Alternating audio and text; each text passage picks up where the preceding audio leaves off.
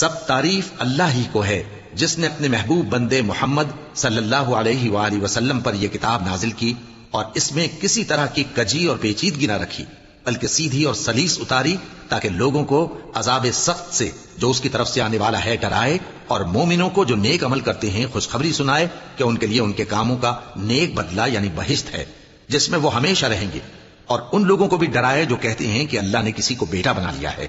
ان کو اس بات کا کچھ بھی علم نہیں اور نہ ان کے باپ دادا ہی کو تھا۔ یہ بڑی سخت بات ہے جو ان کے منہ سے نکلتی ہے، اور کچھ شک نہیں کہ یہ جو کچھ کہتے ہیں محض جھوٹ ہے۔ اے پیغمبر، اگر یہ اس کلام پر ایمان نہ لائیں تو شاید تم ان کے پیچھے رنج کر کر کے اپنے تئیں ہلاک کر دو گے۔ جو چیز زمین پر ہے ہم نے اس کو زمین کے لیے زینت بنایا ہے تاکہ لوگوں کی آزمائش کریں کہ ان میں کون اچھے عمل کرنے والا ہے، اور جو چیز زمین پر ہے ہم اس کو نابود کر کے بنجر میدان کر دیں گے۔ کیا تم خیال کرتے ہو کہ غار اور لوح والے ہماری نشانیوں میں سے عجیب تھے؟ جب وہ نوجوان غار میں جا رہے تو کہنے لگے کہ اے ہمارے پروردگار، ہم پر اپنے ہاں سے رحمت نازل فرما اور ہمارے کام میں درستی کے سامان مہیا کر۔